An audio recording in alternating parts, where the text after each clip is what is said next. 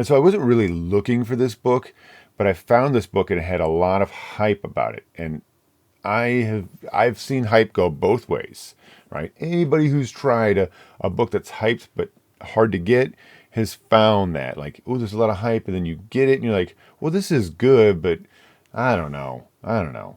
Was this worth my time and my effort, maybe the expense? And that was kind of the energy that I was getting from Michael Shea's Nifft, written in 1982, a sword and sorcery novel. Great praise, hard to find, and expensive. Expensive. Has this absolutely stunning Michael Whelan cover.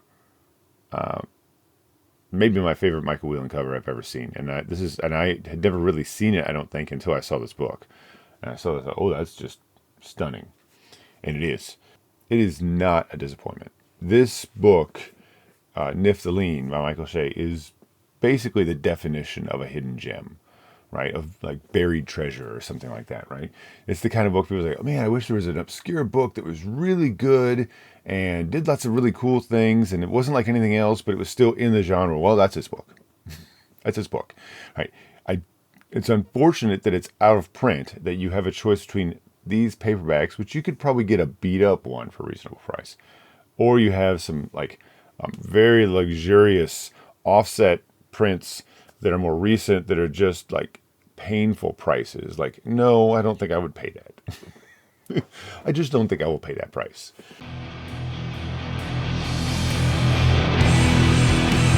And it's weird too that this book is out of print because it won the World Fantasy Award in 1983. So this is like was recognized in its time as being in the praise too. It was like, oh, this is a great book. I'm not really sure why it fell out. There was this. I don't know how many printings that it's had, by the way, but it had this book, and then there's two sequels to this book: The Mines of Behemoth and a third book whose name escapes me. The first two are recollected in this cover, The Incomplete Nifft, and this has Mines of Behemoth and Nifft in it. The price between these two books is about the same. So like this book tends to go for what this book goes for. It just doesn't have as good a cover, and that might be why this reprint didn't do very good, because it just looks like generic fantasy. It doesn't look like it's doing anything different. It doesn't even look like sword and sorcery. It just looks like fantasy. So I don't really know why that choice was made. It's not the cover is bad. It's that it's not very representative of what the book is, and it also looks like every other fantasy book that I've ever seen that came out in like the early 90s, late 80s, or even just the 90s. Right? It would just blend in with everything else. I would probably not even give it a second look if I didn't know the writer, and I didn't. So I had never heard of Michael Shea. I'd never heard of this series, and I read Sword and Sorcery. So this was such a really exciting thing to happen, because it was like, this book is good. This book is good. This doesn't happen very often. It happens very rarely where it's like you find this expensive book that's hard to get and it's out of print, and you read it and you're like, oh, this is okay. Usually that's the reaction. It was expensive. I think it's worth seeking out. If you like Sword and Sorcery, I think this book is worth seeking out. We're going to do a synopsis here, but I just wanted to sell that a bit to you, because it's going to be such a hard ask because of the price that you're going to go up and be like, whoa, sticker shock. I get it. Michael Shea passed away a few years ago. I don't remember exactly when, but it hasn't been super long ago. And they are reprinting some of his other work. So it's possible that they're doing that other work before they get back to this book. I don't see why this book would have a licensing issue, but maybe there's something. I don't know anything about the publishing industry. So there would be a reason, hopefully that's a good reason, like a strategy to build up Shea's sort of popularity before they release something like this. But it would be really great to see modern, not crazily priced editions come out. So Nifft is not a novel in the traditional sense. It's a book, but it's actually a series of 4 shorter stories. I would say 3 short stories and a kind of a novella. I think that the third story is so long that I would think it falls into novella territory. Although I don't know if it technically is, but it's long enough that it felt like it. In the first story, Nifft and his companion Haldar have escaped. They've committed some sort of a crime somewhere, and they're escaping through what I feel like is a steppe type country, right? So they're escaping through the steppe country, and they start getting like chased by this large pack of hungry wolves, right? There's not a whole lot of food out here. These two men on horses are like something of interest to these wolves, so they don't attack, but they start following them. And at some point, these two characters realize that they're probably going to be attacked whenever they rest, right? They don't want to run their horses out and blow their horses out, but they have to keep moving at a faster rate, or the wolves are just going to like catch up to them and then start becoming a little less cautious. So the end of the day comes.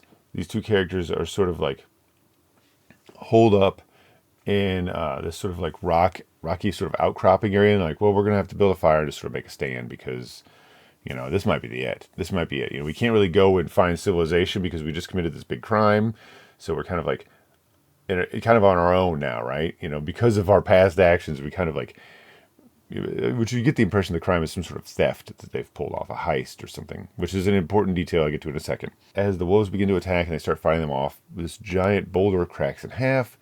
This foul corpse crawls out of it. This giant corpse crawls out of it and starts to like reanimate itself, like reconstitute.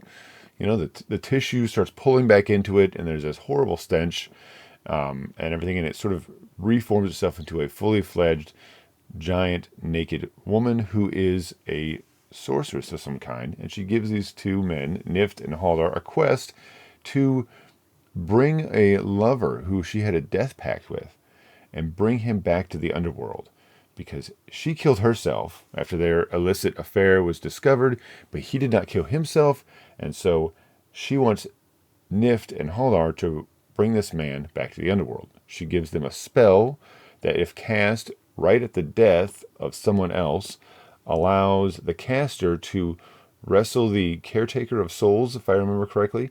And if you win this wrestling match, you can go into the underworld without having to be dead. Right? So they're supposed to capture this guy and bring him to the underworld. It's such a damn good story. That's really just kind of the lead in, and then the story does its own thing. Such a damn good story. Obviously, we get to see the underworld, right? The whole encounter with the caretaker of souls I can't remember if it's caretaker of souls. Using all my powers of space and time, I will put the text on the screen. So then we get to see this. So after this wrestling match, which is just great, this battle they have is just so good. I really enjoy it. Then we get to see the underworld, and it's really great sort of Inferno, right? Energy, right? The back of the book, it literally says Shea's Inferno, right? So there's definitely some Dante's Inferno stuff going on here. It's not just that, right? So this isn't all these stories don't take place in the underworld, but we get a decent view of it, and lots of really great, and I think characteristic of Michael Shea's writing, from what I can tell, grotesque imagery. It's really well done, right? Almost, not exactly quite gross up, but pretty good, like horror and grotesque imagery. Pretty good. But there's also sort of like a very lightly comedic tone to it. And so now I'm going to reveal what I think you should know about these stories, what makes them so characteristically different than other sword and sorcery. By and large, the plots are heist stories. They're crime stories. So if you can imagine a really good heist story with Farfar the Grey Mouser in a Dying Earth type setting, and you get horrific and underworld type imagery, right, that's reminiscent of like Dante's Inferno, not exclusively, but sometimes, then you've pretty much got this book. It's also sort of written in a Vancian style, a little bit more elaborate than Vance. I think that Vance handles that sort of elaborate language a little more judiciously than Shea does. Shea maybe overindulges in it a little too much. But so which might make it, for a modern reader, you might think that it's written kind of densely in it, so it might take a little getting used to. But if you've read the Dying Earth saga, I think, if you've read any of the Dying Earth books, I think you'll be able to adapt to this pretty easily. If you haven't, I would recommend those first, and that's not a bad recommendation. Anyways, go read Dying Earth. Fantastic read. You won't regret that recommendation, right? You will not. If you didn't like the Dying Earth, you're not going to probably like Michael Shea. Michael Shea is definitely informed by Jack Vance. In fact, Jack Vance is basically how Michael Shea got his start. So all that stuff, oh, this is really a cool idea, but is it fun? Yes, it's fun. Yes, it's fun. God damn it, that's awesome when you can find a book that's good and it's fun. That is really, really hard to find. It really is, and he pulls it off. This is like his second novel, I think. Man, it's so good. The second story, especially, is about this sort of swamp that's in this vampire queen's territory, right? And the riches of her kingdom are derived from these pearls that come from this sort of like, I don't know, these sort of like clam slash like man-eating plants that exist in deep water. And the way that you get these pearls out of this is that you have to have like two husky men go in and usually strangle the plant and sort of choke something off so it's like its tentacles can't grab the person who pries this thing open and gets these big pearls out that are extremely valuable.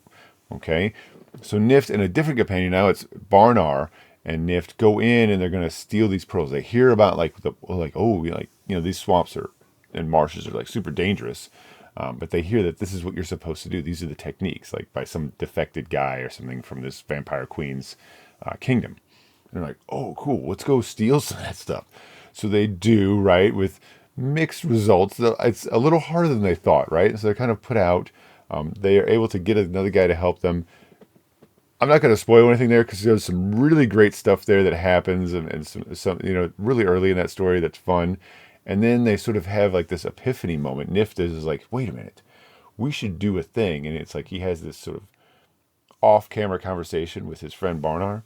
And they decide to do this grift. And you know they're doing a grift and they're doing a crime, but you don't really know what the crime is. And it's just great. But Shea plays it a little close until the end. And you're like, oh, this is awesome.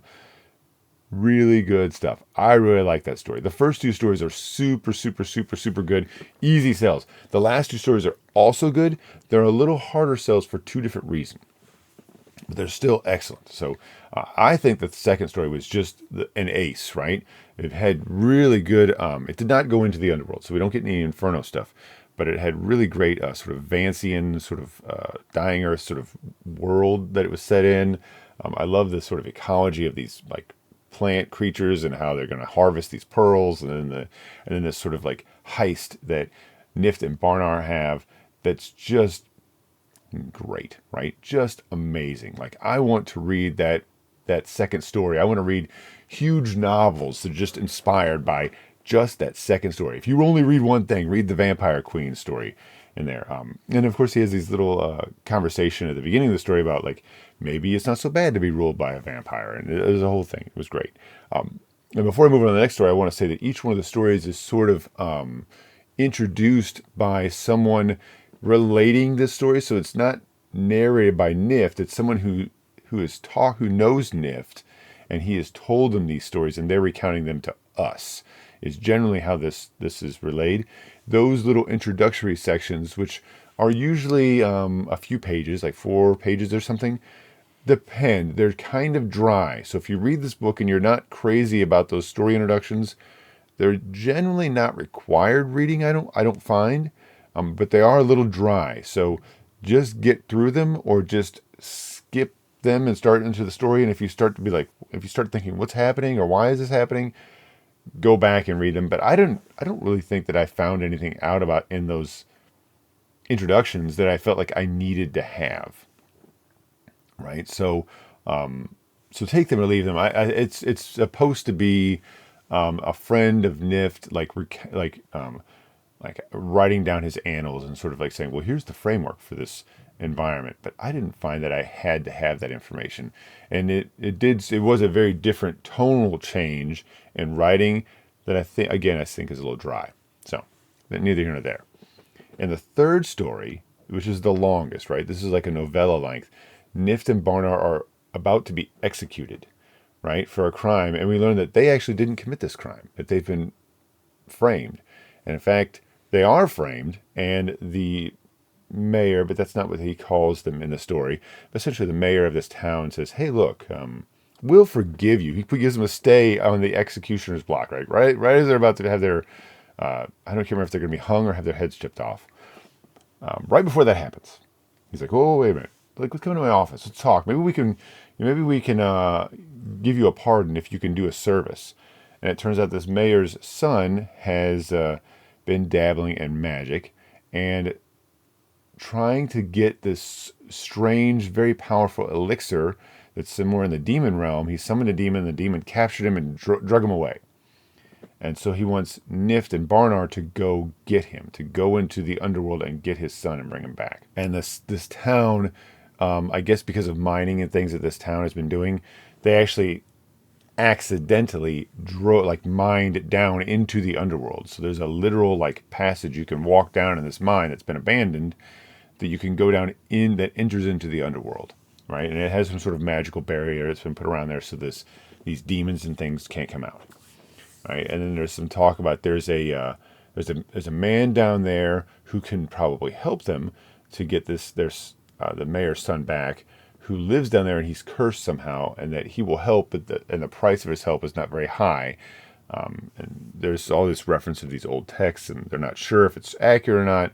Essentially, it's like kind of a death sentence, anyways, for Nifft and Barnard to go down here and save this guy's son, but they don't really have a choice, and they have some spell cast on them by the mayor's son's sort of magical tutor, who's a magician in his own right, who won't go down there, where they have this sort of magical fish hook, so to speak, in their hearts, and if they don't come back, he can essentially tear this fish hook out. He's got it on a magical string, like an invisible sort of ethereal string that's existing there, and if they don't come back, he tugs this string and it would destroy their heart and they die, right? It's very reminiscent of Kugel's dilemma with Ferks, right, from Eyes of the Overworld. So, great story. That's a longer story. You get a really long-winded,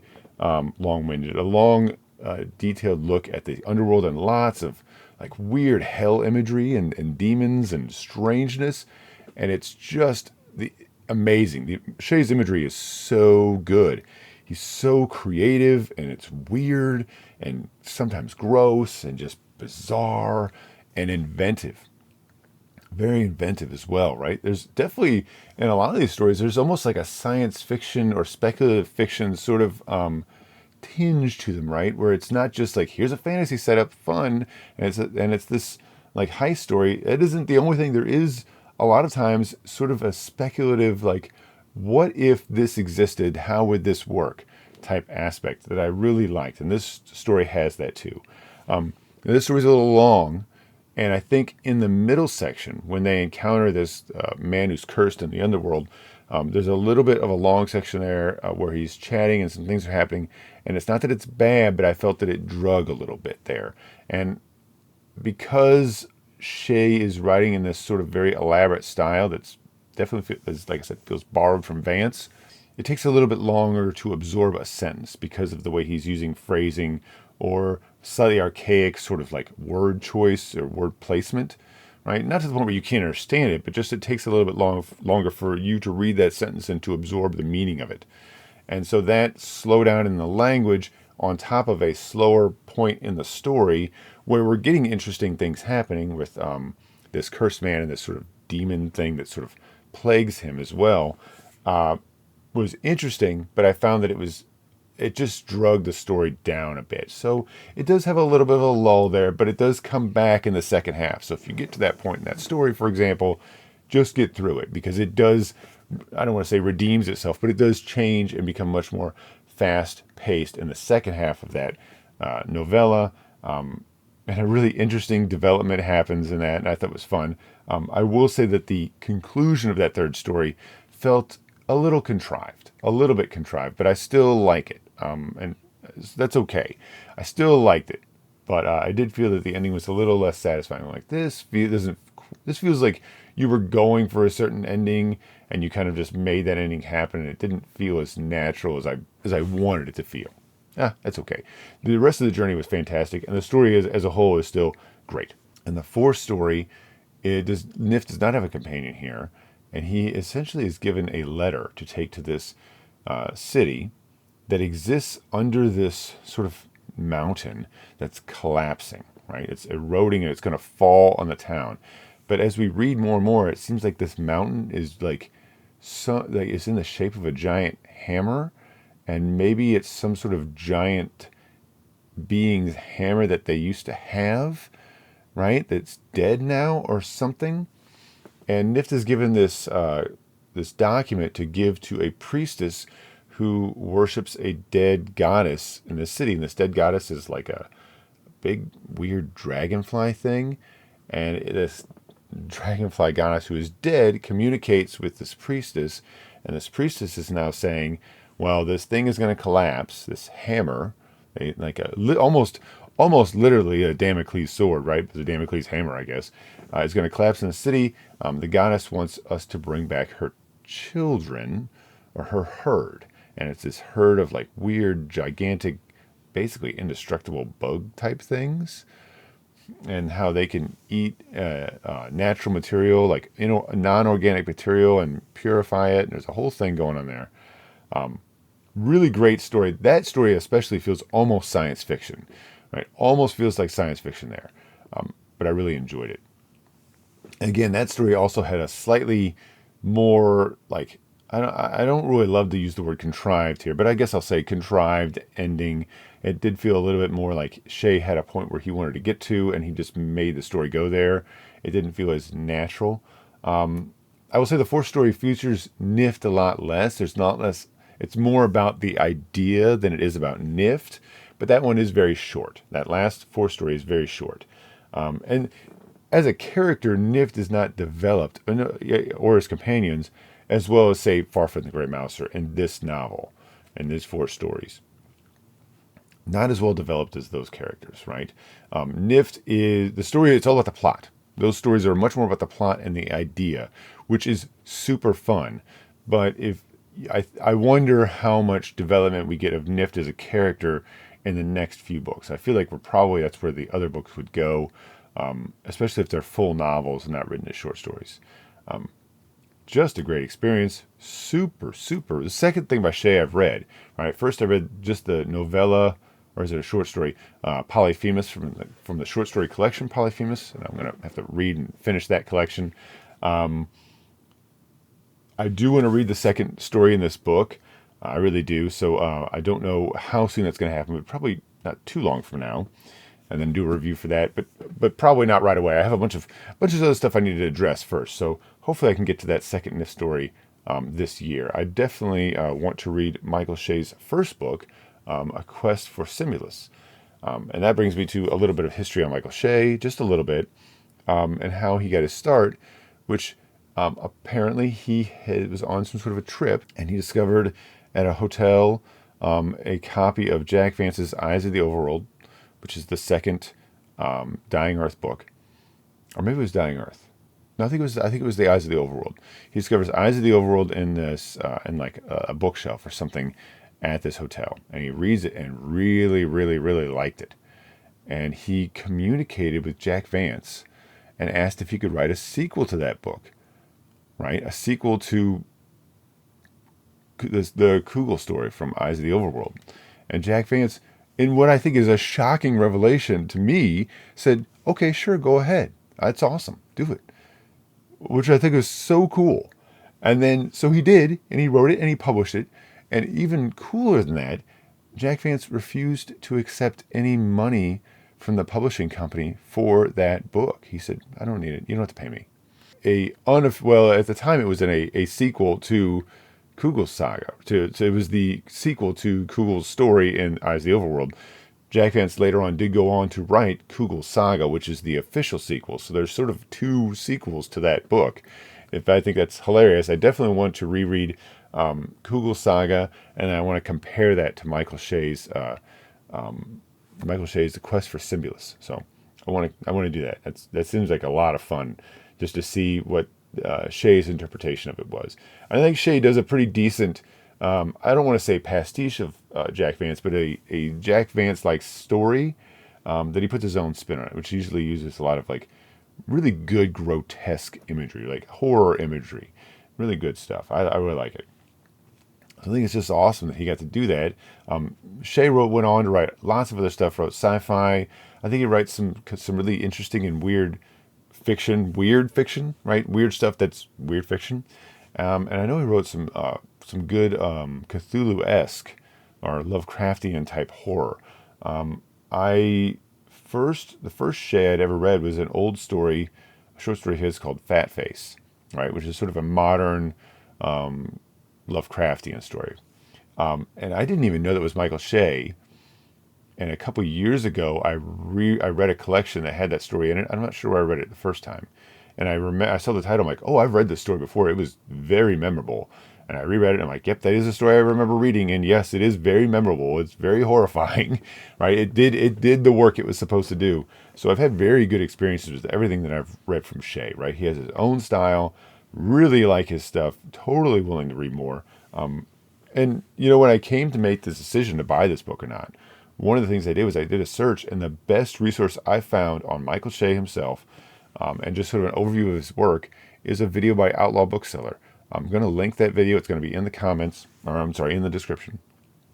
Very much, if you're interested in Michael Shea and learning more about Michael Shea and some things that are going on with him and the different things that he wrote about, and just sort of like a biography, like kind of like a casual biography, Outlaw Bookseller's video is phenomenal. It really is. It's really great. That's how I made the decision to pull the trigger on this book, and I do not regret it at all. So, honesty here, how much did I pay for this book, right? That is in pretty good condition, right? If you want to look at it, I mean, it's got this little, I don't know what this is, like a bubble thing, but this seems like that's not like a spine. Well, maybe it is a crease. I can't tell. I don't know what the terms are, right? So it's got, I can't tell. So it's got this little thing going on here. But otherwise, I mean, this book is, right, pretty damn good condition. I mean, it looks, I didn't see anything in it. There's something in it. I didn't see it. How much I pay? A lot? No, I paid 80, right? Which is a lot. Which is a lot. I don't regret it. I really don't. I don't regret paying it for this. It was a great experience, right? I could have bought 10 other books, Yeah, 10 of the books at $8 a piece, right? I'm like, wait, what's the math? Did I do the math? I did. I did do the math. And I was right. Math is good, and I'm good at it. Don't you know? But I could have done and not gotten as cool and memorable and unique an experience as this. I don't necessarily recommend that, however, and you don't have to get this. I would definitely recommend, if you're interested in this story, picking up this copy. I know the cover's not as cool, but look, if you're not collecting, does it really matter? Probably not. It probably doesn't, because you're not going to remember. The cover is a picture. You can look the cover up on Pinterest or something, right? And you can make it your screen on your phone or something from there, right? Or on your computer. You can do whatever you want. You want to read the book, and this has got the first 2 books in it, right? And it generally goes for about the price of the first edition cover with Wieland.